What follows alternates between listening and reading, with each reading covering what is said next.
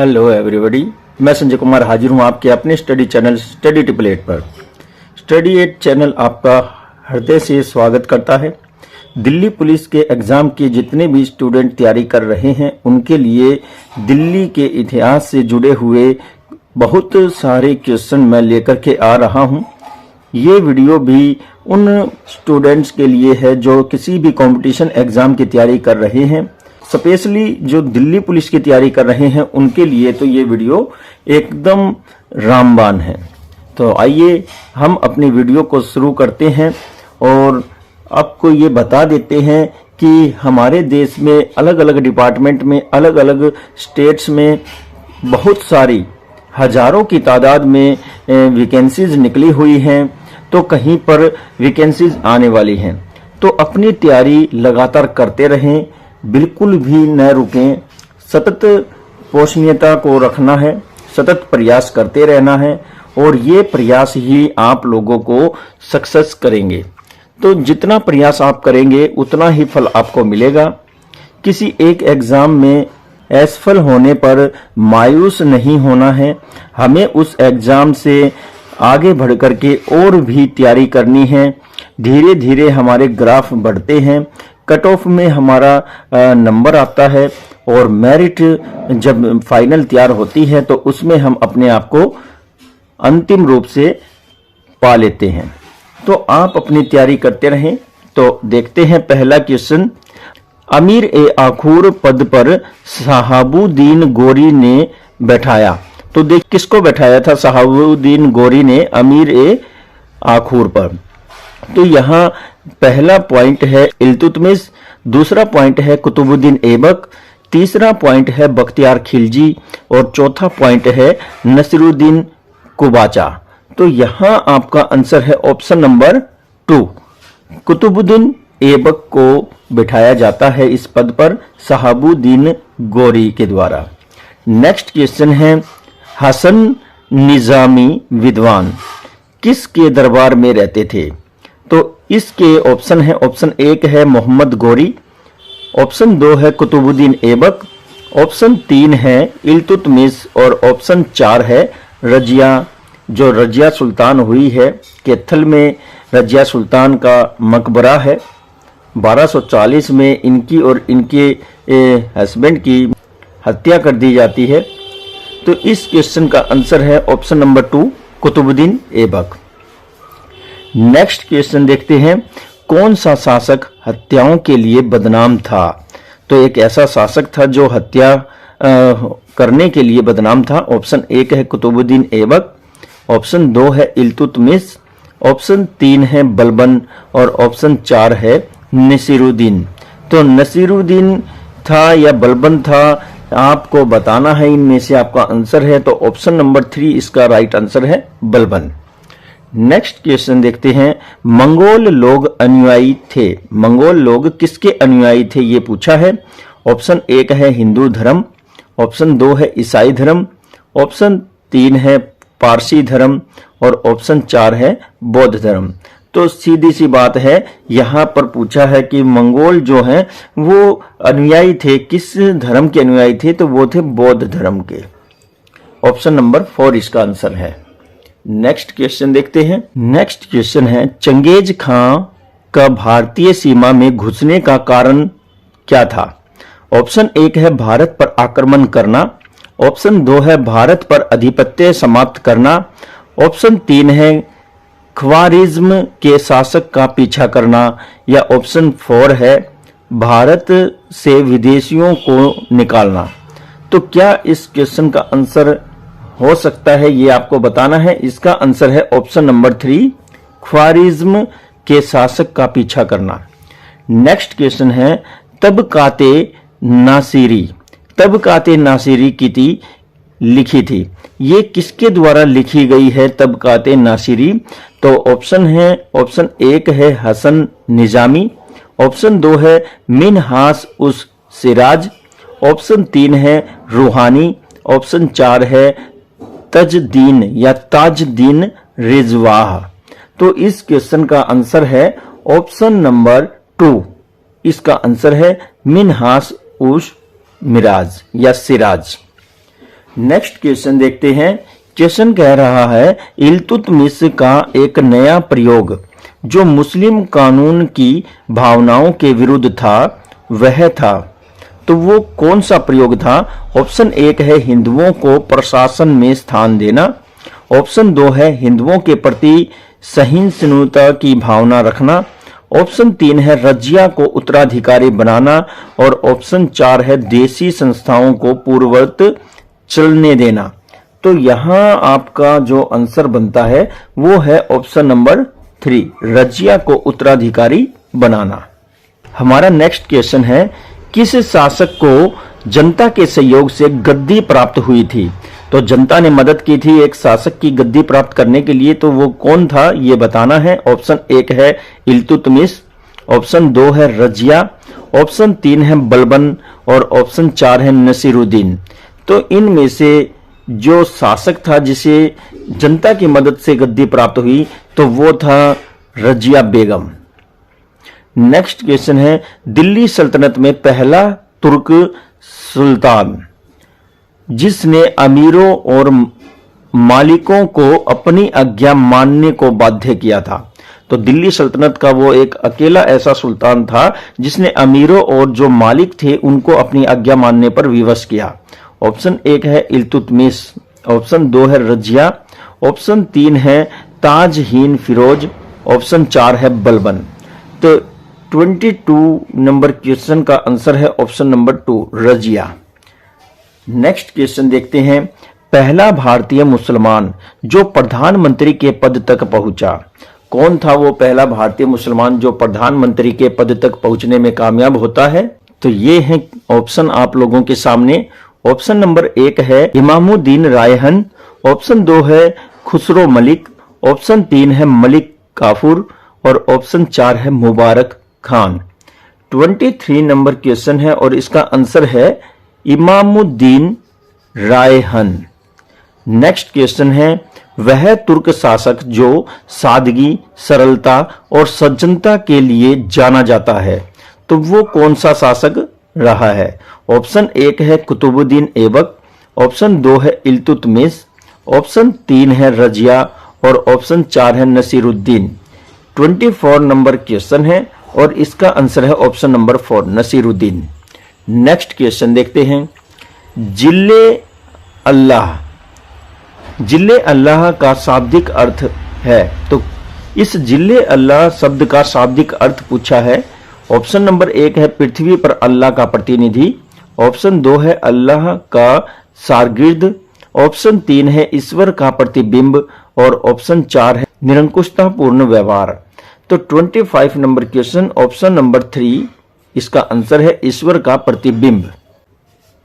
Next question देखते हैं सर्वप्रथम किस शासक द्वारा राजनीति को धर्म से अलग किया गया?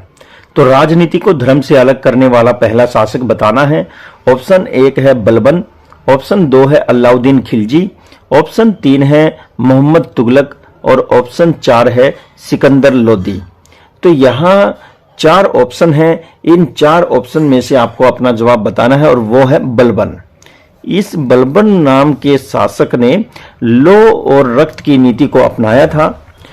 मेवात के मेव जो थे उन्होंने डट करके इसका मुकाबला किया है, कभी इसके सामने हथियार नहीं डाले। बलबन का शासन गुलाम वंश के दौरान ही आता है। यह 1266 से 87 तक शासन करता है। बहुत ही गद्दावर ये शासक हुआ है, जो ठान लेता था वो करके ही दम लेता था। नेक्स्ट क्वेश्चन देखते हैं उच्च वंशीय लोगों को प्रशासन के महत्वपूर्ण पदों पर नियुक्त करने को प्राथमिकता दी थी।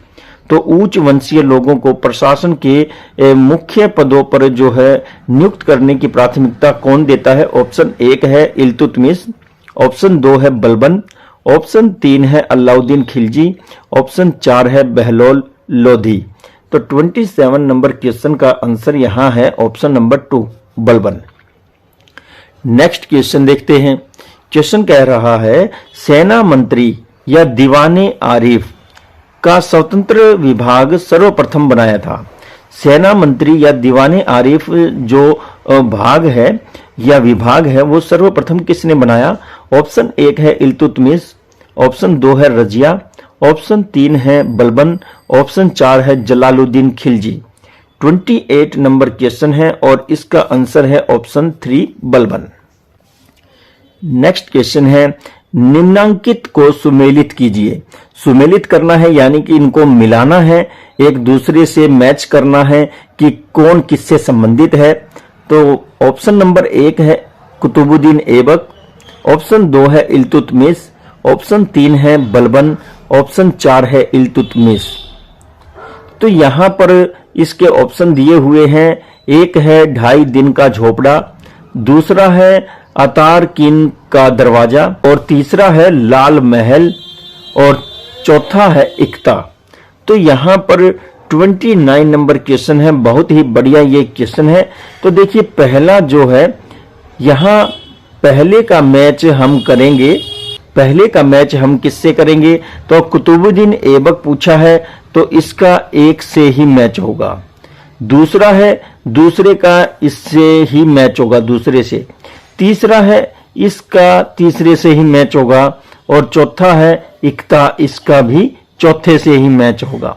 बहुत ही बढ़िया ये हमारा प्रश्न है, इनको अस्त व्यस्त करके भी दिया जा सकता है। बहुत कम चांस होते हैं कि सभी मैच समान होते हों, लेकिन ज्यादातर ये जो मैच होते हैं ये अस्त व्यस्त कंडीशन में ही आते हैं और इसका आंसर है ऑप्शन नंबर 1 यानी कि 1 2 3 4। नेक्स्ट क्वेश्चन देखते हैं। नेक्स्ट क्वेश्चन है निम्नांकित को सुमेलित कीजिए।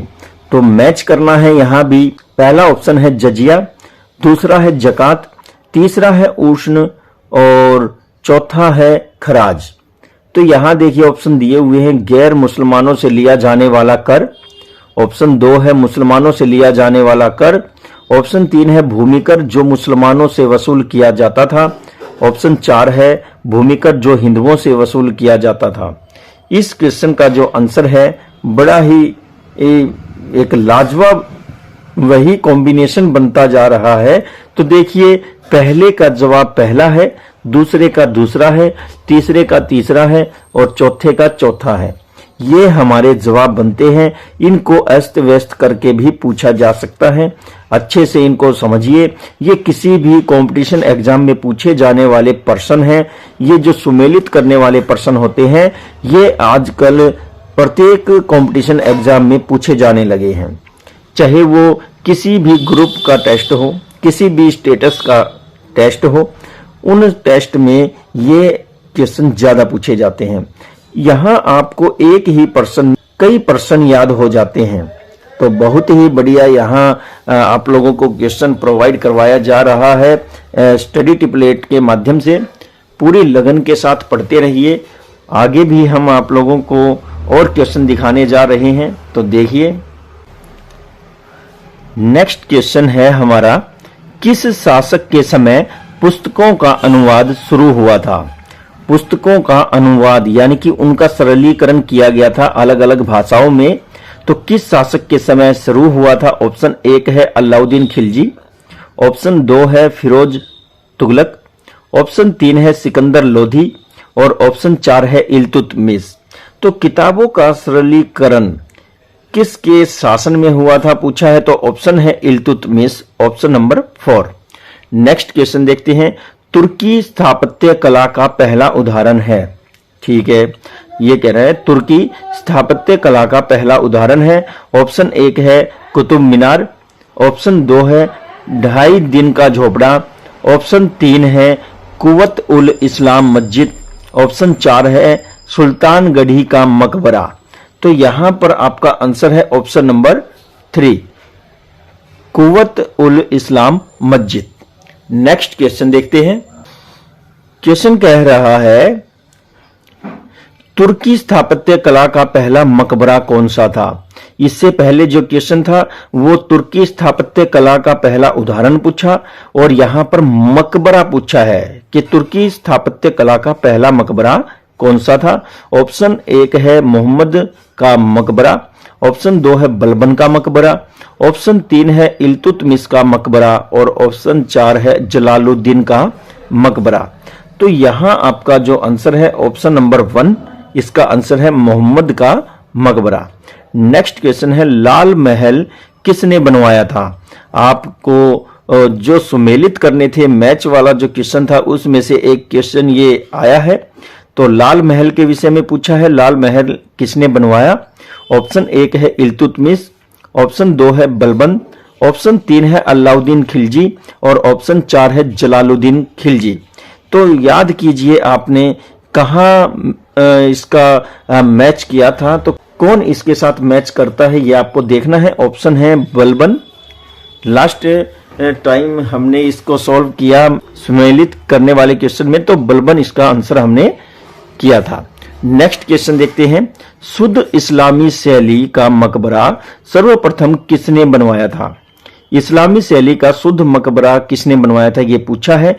वो तुर्की स्थापत्य कला का था और ये शुद्ध इस्लामी शैली का है। ऑप्शन 1 है इल्तुतमिश, ऑप्शन 2 है बलबन, ऑप्शन 3 है जलालुद्दीन खिलजी, ऑप्शन 4 है अलाउद्दीन खिलजी। तो यहां आपका आंसर है ऑप्शन नंबर 2 बलबन।